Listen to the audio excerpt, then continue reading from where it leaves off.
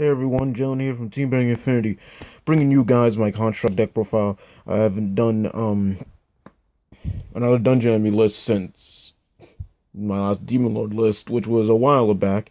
And I did say once that video got a certain amount of likes, which it did, I would do a construct list. And after that, tomorrow, Thursday, you will see my other Demon Lord list. Uh, anyway. Constructs is a deck I played a while in the past, but but er, it has its issues, especially with how the meta has been developing. This isn't the best deck, definitely not. But if you want a nice little fun rush deck, this is what I come up with, and it's a lot of fun. It's got it's really good. It's really consistent. Might I add, and anyway, I always have fun, and this was one of my favorite cards until Missouri came out. But I still love Bladewing Phoenix. It is still one of the better dungeon enemies, ever since set 3. Anyway, I hope you guys, are gonna enjoy this profile, and I'm gonna get on to it. I mean, you already saw it earlier, but, of course, we have our flag and Buddy. Buddy is Bladewing Phoenix, 5/2/1, double attack, pay 1 gauge, call cost, 5, it's just simple. Ever since it's come out, there's clones of it, and there's other things. This is a really good double attacker for 1 gauge, and it's just really great. Whole point of the deck, it's construct rush, if you may say.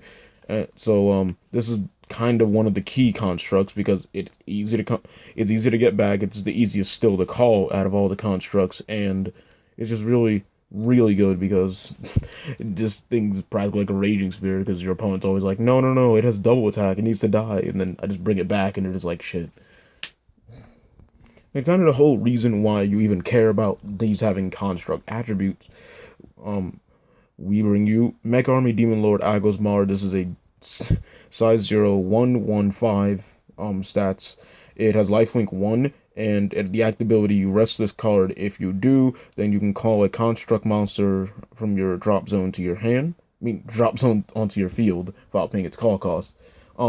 So basically, it allows you to basically plop him on the field, rest him, and then you get back Bladewing for free. If you choose to play it, Diamond Golem Flood for free. You can get back your Jace Golems, your Futoffs, anything that's construct. So really nice card. The lifelink 1 can get annoying, but it has 5k defense, so your opponent will probably have to use one of their heavy hitters if they want to get rid of this thing on the field. And it is a Demon Lord, so I do play 1 copy of Demon Lord's Dungeon here to have a sort of lock, but it's easy to get around if your opponent's not, dumb.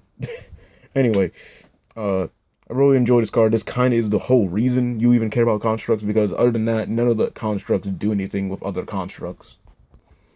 Then first we have, and then for the last of the size zeros, we have 4 copies of Bronze Golem's Jace, which is just a construct 2 crit.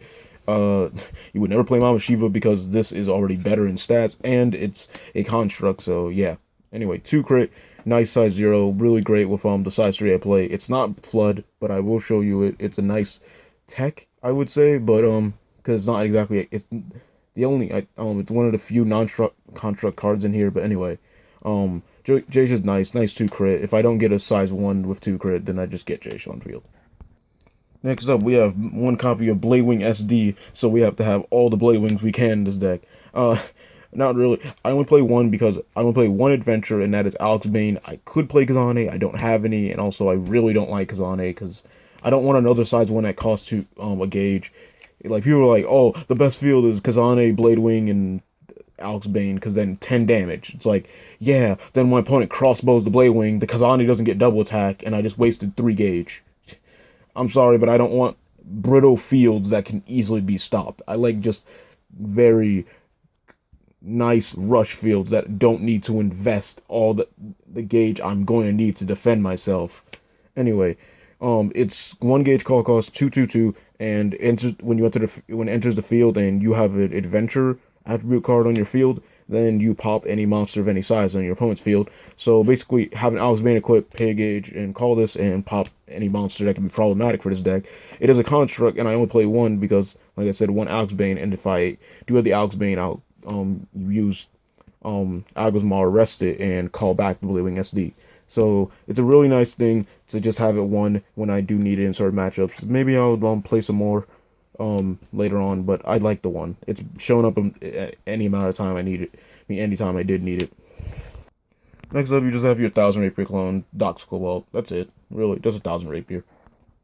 Next up, we got 4 copies of 1 Gauge Demon. 1 Gauge Demon may not be a construct, but he is a very vital card in this deck because this is dungeon enemies and this is not Demon Lord based, so I do enjoy having a card that gets me Gauge outside of Secret Arts. But either way, I do really recommend this being in a construct deck. Or just a rush dungeon enemy deck if you make one, because this really helps with all the Gauge Excel.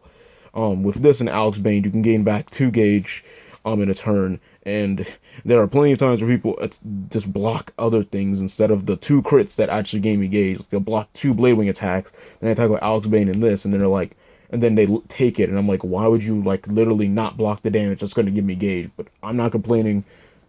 You're doing the bad play. Starting off the size 2s, we have 1 copy of Steel Golem Futop, aka Conquest. But I say that based on its really, really cool. The team calls it Conquest because of its really, really cool flavor text. I'm gonna read it out for you. There exists a series of golems in the magical conquering nation, and within it, a high-end model, Conquest. Futop basically is an 8/3/7, costs 3 Gauge normally to call, and it's like a Raging Spirit. When an opponent attacks, the attack is redirected to him, and he has lifelink 2. Yes, he is, in a term, bad, because he has no Soul Guard. He costs 3 Gauge to call if it's not from Agosmar's ability, and he has lifelink on a size 2 already, so literally, if my opponent is playing Darkness Dragon, they're gonna Death Grip this. I go against Darkness Dragon, and in general, if they call Greybard, I'm taking 4 damage, because they're destroying this, and I'm taking lifelink. And just in general, if my opponent is able to consistently hit this, like Ancient World can, then this is not going to be doing much for me. Futop is only here for those small amount of matchups that won't be able to literally destroy this, like Hero World per se, because they don't have a lot of cards that can destroy this other than Roadblader. So then I just leave this on the right, and then if they have to link attack, then I'm just going to Shao Sana the attack, or Pillar Fire, or something on the monsters. So then this is just going to be a big nuisance for them. Other than that, this card is pretty nice. It is a construct, so I usually, when it's in my hand, I'm just going to charge it, because then when I draw an Agosmar, then I'm going to pay the Gauge for something, and then just use Agosmar, bring it back for free, and then now my opponent has to deal with this. Next up, we have a lovely new addition to the Construct family. We have Purgatory Block. This is a 100 Demon Construct and Dungeon enemy. This is 4/3/4, size 2. It's free to call, and it has 3 crit, obviously, like I said. And when it attacks and deals damage to my opponent, then I have to send it. This effect is mandatory. I have to send it a drop, and then when me and my opponent play rock paper scissors, the loser takes 2 damage. Now this is unfortunately just like Big Surprise Pandora, and if the 2 players tie, you will both take the damage, and there is no repeat until who wins indefinitely. It's like if it's a tie, you both take 2. So this is just great first turn. You just go 3, then if they just block it, then it's great because I don't care. I'm just gonna slap it in the center, let them kill it. Or even if it does hit, and then I win RPS, even so like it's a really good thing, because basically I don't lose much if the ability goes off first turn. The only time it would suck is if I lose the rock paper scissors, but that's it. Because then if I win it, they take 2 damage. If I lose it, okay, I may take 2 damage, but they take 2 damage as well. So I still got what I accomplished, and I don't care to have to take 2 in order to do that in the process. Now, of course, we have the 4 copies of the Buddy, so I'm not going to get into detail about that again. And the last of the size 3s, like I said, I do not play Diamond Golem Flood. I hate him, in a sense, in his deck, because he is just, in my terms, a bad size 3 for his deck, because if you're playing Alex Bane, like the weapon base, since it's a rush deck, if I rest, call Diamond Flood, I most likely want to put him in the center, since he does nullify penetrate, and he has 7k defense and soul guard. Here's the problem with him. He has lifelink 3 already on his own, so if he has no soul, if I call him off Agosmar and someone drops a Greybard, I take 6 damage. No thank you. And then the worst part is, doesn't work with the rush field, because then if I put him on a right with Algusmar or something, or call him regularly on the right, then he's just not gonna do anything. He's just random 3 crit. If I want random 3 crit, I'll play Purgatory Block. In all sense, Diamond Flood doesn't work with this deck. Unless you make it more size 3 center, then it might work. Anyway, we have the real size 3 in this deck that I love. Dragon Guardian of the Sanctuary Lumiere. It is a dragon demon dungeon enemy. I am annoyed, for the first time ever, Arcdora and this are actually dragon attributes, so yay, get hit by Dragon Hate, unlike Deo Cruzar, Red Arrogant, and Meteorane, which all have dragon in their name, but they're not dragon attributes. But no, this and Arcdora have to finally break the trend. The one time I get a Demon Lord size 3 without lifelink, they have to give it Dragon Hate. Anyway, 7/2/6, and it has an ability. It has double attack, and the ability when it enters the field, or if it's destroyed, then I destroy size 1 or less. This absolutely destroys other rush decks. Like, go against Dungeon Knights, they're like, oh, I have a Hot Springs and a Tetsuya, so now you want to kill it, but you can't. But if you attack me, I'm just gonna get it back. It's like, okay, I just drop this and then kill it with the ability. Attack for 2. They're gonna call another size 1 in their turn. Then when they kill it, it's like, okay, now you lost your new size 1. I really, really like this card. It's better with open center or closed center. It doesn't have lifelink, which makes me happy, and it's simply 2 gauge. I love this card. It is the perfect thing for this deck. And as I said earlier, we have 1 copy of Demon Lord's Dungeon. Demon Lord's Dungeon needs a Demon Lord to be set, and the only Demon Lord in this deck is Agosmar, so I do not want to be maxed. Just like with Alex Bane being a 4 of, being the only adventure, and I play 1 Bladewing SD, so I play 1 Demon Lord's Dungeon. Anyway, the whole field is, you have Agosmar, obviously. You put that in the center or the right, whatever, and then you have a construct that you normally want to call, like, Bladewing. So, basically, just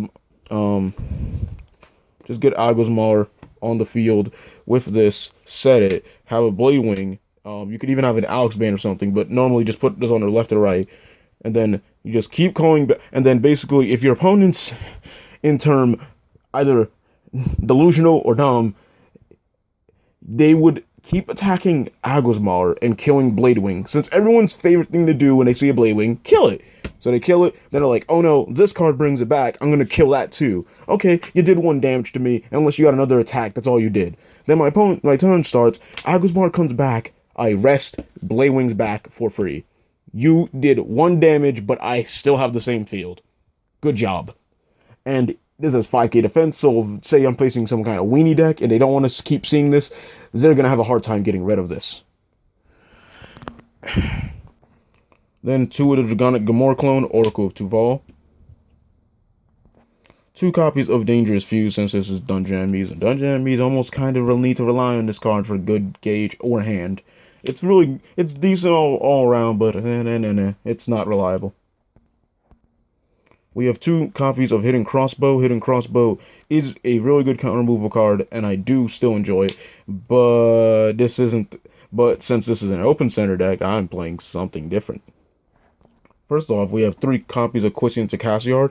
There are a lot of things that now do burn and other things, and I don't want to take that burn. I don't want to take random 3 crits and have no gauge and then have to take it. I don't like all these random impacts that people play that I can actually still reduce, so I just go, okay, screw you, I'm just going to drop this. Like, I mean, with cards, at least the good ones that can be reduced, like Shiraya Bare, I can go like, okay, I'm going to get my cards destroyed, I can't really stop that, so I'm just going to not take all that damage. Next up, we have 4 copies of course, the Nullifier Shalsana. Not even going to get into detail of that. But someone sound the alarms. I'm actually playing Pillar of Fire in a dungeon enemy deck again. Yes, Pillar of Fire works perfectly well in this deck. If you want to play 4, like I do, play 4. Either way, this card is absolutely amazing in the deck, because I have very rarely had gauge issues in this deck anymore. But I still enjoy this card because it is one of the most reliable counter removals in this game still. Next up, we have my 4 copies of Adventure Staff, Alex Bane, weapon, Adventure, Staff, weapon, 6,000 power, 2 critical, 1 gauge to equip, and its ability is when I have a dungeon enemy and I deal damage or destroy an opponent's monster to an attack, it lets me gain a top card of the deck into the gauge. So basically this and 1 gauge demon and dangerous fuse all help me get tons of gauge, but it's not just for my monsters and my spells. There's also another reason that this card is amazing. Other than just the 6,000 power, decent 2 critical, easy 1 gauge equip cost. Overall, one of Dungeon Enemy's best items. Some of you may have seen this deck in the past and might have seen this coming. For those of you who didn't, this is by far my favorite thing to run the Constuct Rush deck. It is Phoenix Radiation. Love the art. I love having my 2 hollows. I could have an SB, but I can't find those really, and I don't really care. Anyway, this is 3 gauge. I need to be at 5 or less life, have an adventure weapon, and a Dungeon Enemy on the field. Those are the requirements, but the payoff is amazing. Like I said, it costs 3 gauge, and I destroy all monsters of all sides on my opponent's field and deal 3 damage. It may be reducible, but nonetheless, it destroys all my opponent's monsters. Even if it's not killing them with the damage, it is destroying everything they have on their field, which could be devastating for them to come back from. Anyway, that is my Constuct Rush deck. I hope you guys like this video. Subscribe to TeamBurningInfinitey for more Buddy Fight content. If you did enjoy, please leave a like, and I'll see you guys later. And tomorrow you will be seeing my other Demon Lord deck profile, so please leave a like if you are hyped for that. Anyway, Jalen from TeamBurningInfinitey, going out.